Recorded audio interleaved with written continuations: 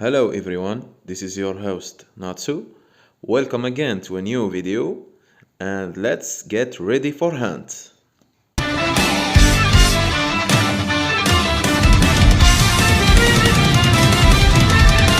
Hello everyone, I am your host Natsu. Welcome again. Today we have 5 tips to get ready to the hunt.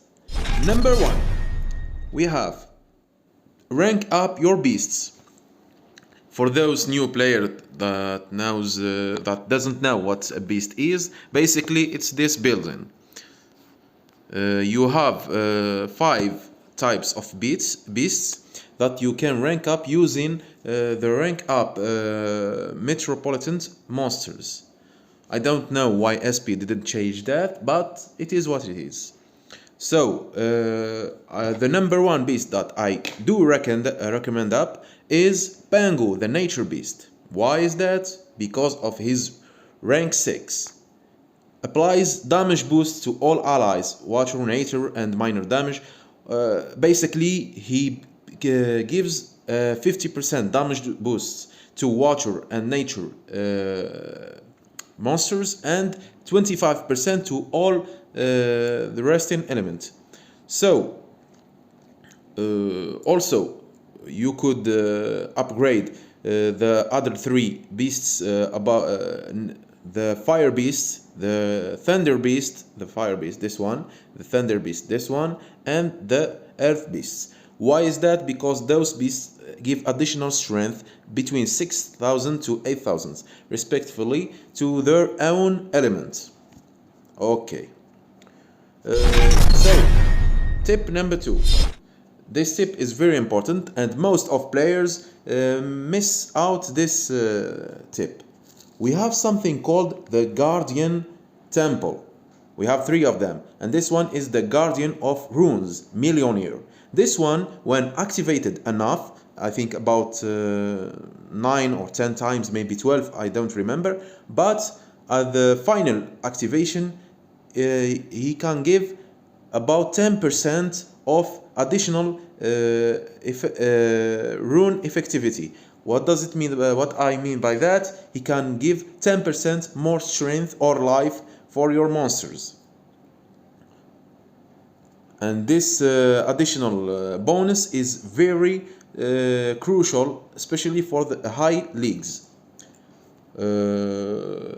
It is activated by using 52 million. I know it's a lot for some players, but you need to grind up at least 100 million before the hand, so you can make the most benefits of this Guardian.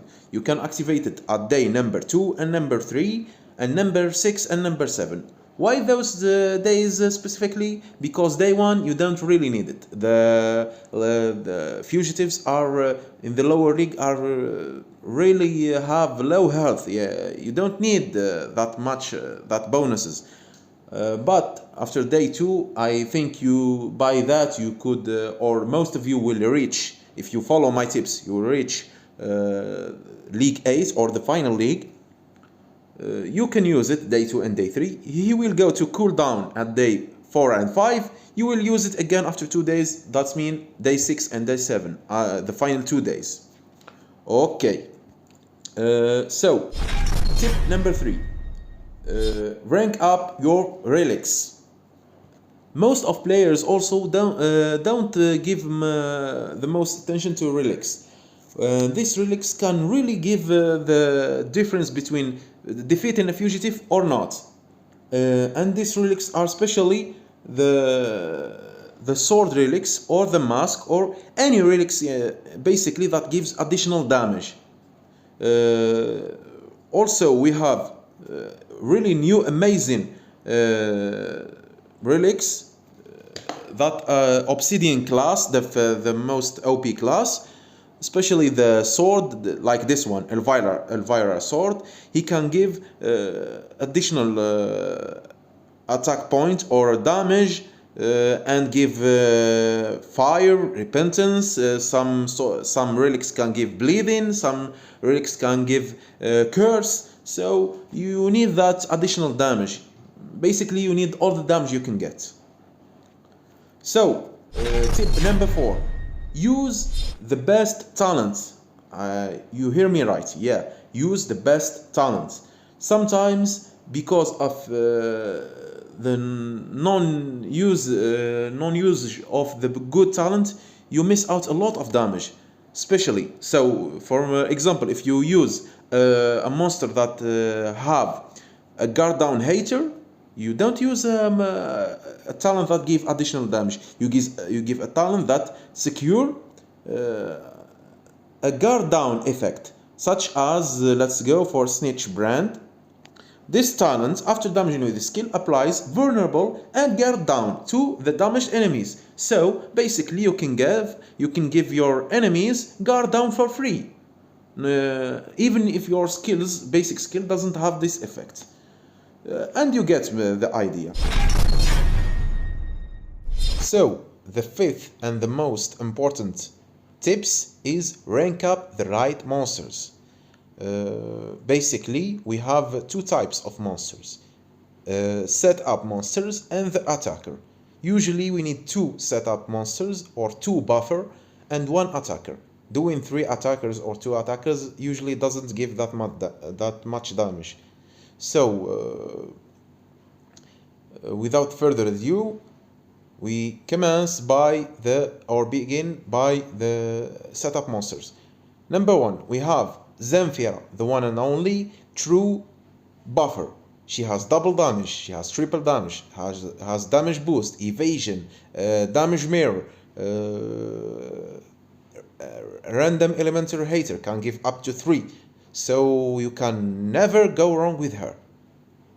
Number 2, we have Algata. This one is not as good as Zamfira, but is a straightforward buffer. She has double damage, triple damage, cleansing with double damage, so it's a really good one. If you don't have two, what can I say? You need to get at least one of them. Also, secondly, we have these two bad boys, Duncanine and Gekwan. These two can give both an AoE guard down hater. With the right talent and the right monsters, you can dish out a serious damage.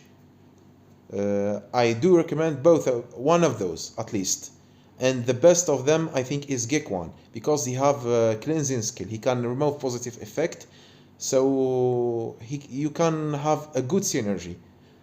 Also, the third category of the setup monsters, we have the one that put the weaknesses, the fire and the light weaknesses, such as Muskrat and Firecatcher. These two can apply, as we said, the weaknesses, and they are good partners with monsters that has fire and light strong damage, such as this beautiful attacker Serpentex, which lead us to the attacker category. Serpentex is right now one of the most OP attackers, but not the best in reality. There are someone better than him. So we have Tuska, the bleed hater guy, which I think is still good, but not as good as he used to be. We have also the Elfira. Elfira, this one has Pierce, can do dark weaknesses with two strong dark attack, so she can have a good synergy if she landed her weaknesses skill at the first turn. Also, we have a new one that shines lately, not a new in the game, but new as a bounty hat monster. We have Laser Beam. So everyone calm down. I know it's a legendary monster. How can we have a serious damage with him? You can actually, because he has a unique hater in his skill. He has the magic weakness hater. Yeah, not the magic hater, but the magic weakness hater. For example, if you are facing a monster, let's say thunder elements. At the start of the battle, you have a random elemental hater, you have a magic weakness AoE, so basically you can get 2.5 damage from the element, because the monster became weak to magic. He can have the triple damage from the element hater, so basically it's 9 damage. Also, he has the magic weakness hater that can multiply this by 3, so it's actually like 27 times. So you get the idea. He is a really good monster. And as a bonus, he has a skill that the skill that give him the magic weakness hater give him also a triple damage. So what can you ask for more? It's like 81 times damage of his initial damage. So he can compete really with the monsters, or with the mythics of this generation. And before we close this video, we let the best of them for the end. The one and the mighty Kinecro. Yeah, Kinecro. Why this one? Simple answer. Anticipation hater. This monster has anticipation hater as trait, so basically has triple damage against all fugitive. That's a plus, a really big plus. Moreover, he has dodge area, so he can basically evade or ignore any AoEs thrown at him. Plus, he has immune to blind, so basically he cannot have his accuracy reduced. Plus, he has the self-status caster precision, so he never will lose his accuracy. So you cannot go wrong with this one. This is the most OP right now. And if you check his skills, he has a lot of heavy and insane or massive damage skills with both fire and dark elements. So he can do really serious damage with a lot of fugitives. So basically that's it so far. I will be seeing you in the next video at part 2. We will discuss more of when the event starts. See you in the next time. Bye.